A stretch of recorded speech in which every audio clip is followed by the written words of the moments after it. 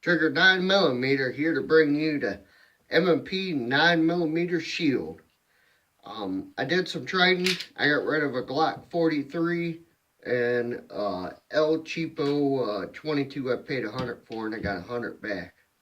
The reason why I got rid of it is concealability. Yeah, it was super nice. It was a little bit more smaller than this, but you lose a lot of rounds. Alright, that one was 6 plus 1, which is 7. Look, this is the flat magazine. It holds 7 rounds in a flat mag. Plus 1 in a chamber equals 8, so I'm up 1. This one does 8 plus 1 in a chamber, which is up 2. Alright. People complain about the grittiness inside the trigger. After playing with mine for about, I want to say about 2 hours, I got the grittiness to actually start to go away. And I did something else in there too, and I'll show you guys what I did. And it is about pulling about 6 pounds right now. I think it'll come down after time I put over, a couple hundred through it, which it should. It's at 6 pounds. I tested it earlier. It's coming in at the same weight every time you pull it. 6 pounds.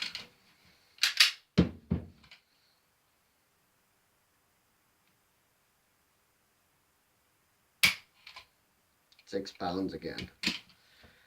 And it's real good. 3-dot sight. I really do enjoy this gun, even with the flat magazine in it. It makes it more concealability. If you do buy one of these, do not take the sleeve off, because you will over insert it and mess up the extractor inside of it. Okay, the breakdown's real easy. You bring this back, push this up and bring it back, and flip this little lever down. And then there's another little lever inside there. It is yellow. This is a way to cheat, because my bigger one has a tool. I don't know how well you guys can see that.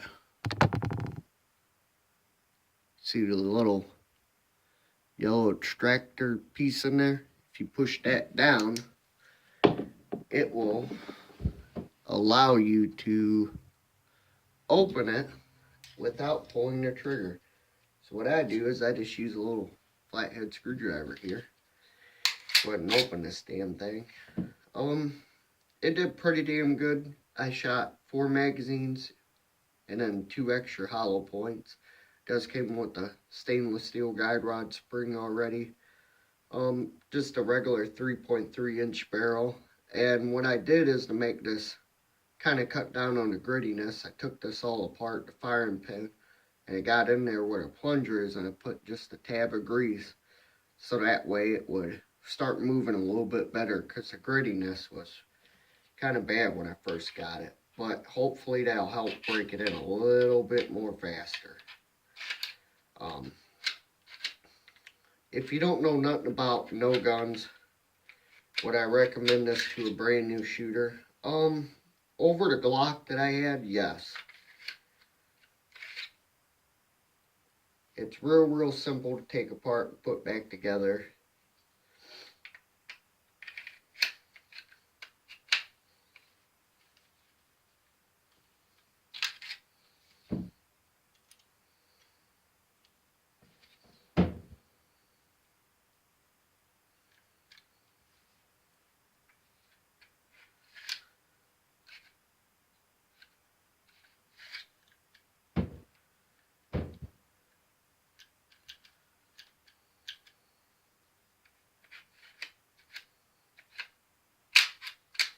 There it goes.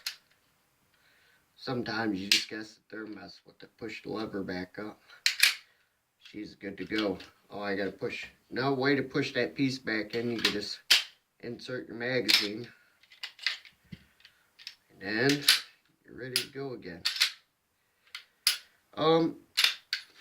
Like I said before, the Glock 43, it is a nice gun, but right now Smith & Wesson gave a deal out until the 30th of April, and they gave you $75 back. So I'm still waiting on my $75 for my Performance 45, which will take it down underneath $500, which is freaking awesome for that gun. And you really can't beat getting an extended mag and a regular magazine for concealment carry. It don't have very much texturing, but I don't like tiling grips.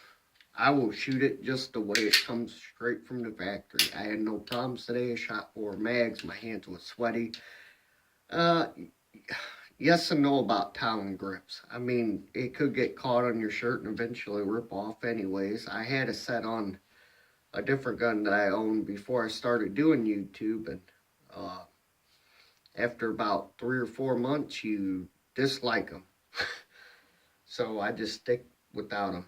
I am going to change the sights on these two, like my M&P 9, and I'll go ahead and show you guys that one too.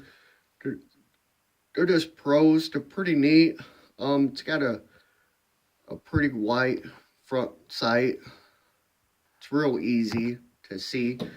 Like I said, my 45 here, it has these on it, which are the fiber optics. And I like them and I hate them.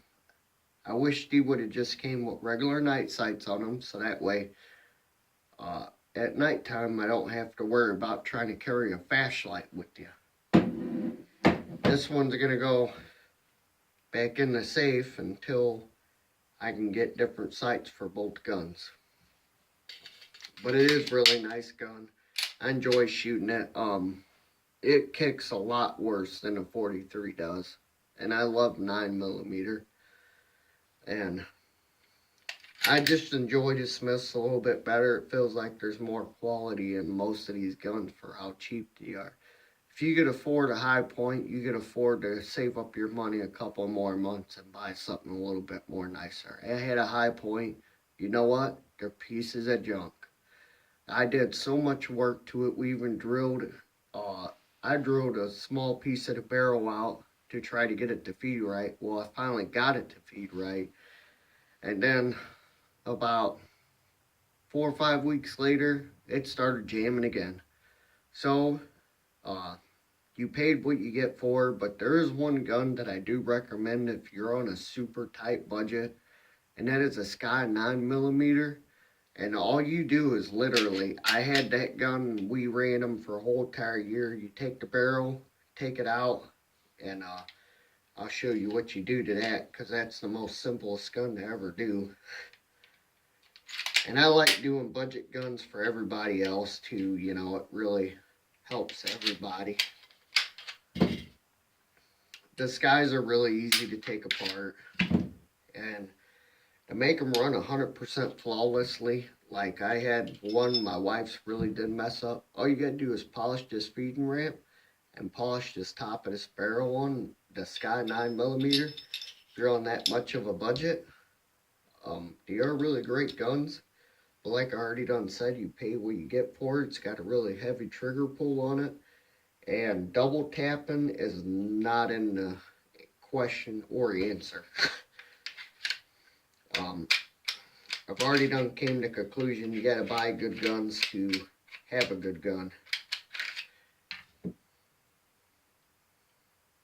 So you spend a little bit more, you just save a little bit more. And like this gun retails for $3.99. Okay, then if you can afford $2.89 is what they normally go for, you could buy this one, and let's just say you only get paid every month to save up your money, $20 a month, and you could buy it. And I do enjoy shooting it. It's cheap ammo, unlike my 45. But it is a good gun. The manual says no plus Ps. Please don't shoot plus Ps through it. I know people do it online. It says right in the manual, no plus Ps. On both this and the Performance Center, it says it can cause damaging to the body, which means that maybe the barrel blows up after so long shooting plus Ps. I do not know. And I'm not going to take the risk. And there's no reason for you to shoot a plus P out of this gun for concealment carry, period. If you go look at all the YouTube videos and all the people do syntax tests, guess what? It blows right to 13 inches of penetration on 4 layers of denim and the ballistics gel. You don't need that. Nobody needs that. But when it comes down to concealment carry, this is the gun. It's thinner than the 45. I do have my 45 here. You can see how much more bigger it really is. My 45 is way bigger. But the 45 during the winter, during the summer, the little tiny 9. It is a lot more lighter. Not as light as a Glock, but it is comfortable. Alright, so please hit the like and subscribe button. And my next video will be about what kind of holsters I do carry it in. And we'll talk why. Please hit the like and subscribe button. I'll be bringing you more videos.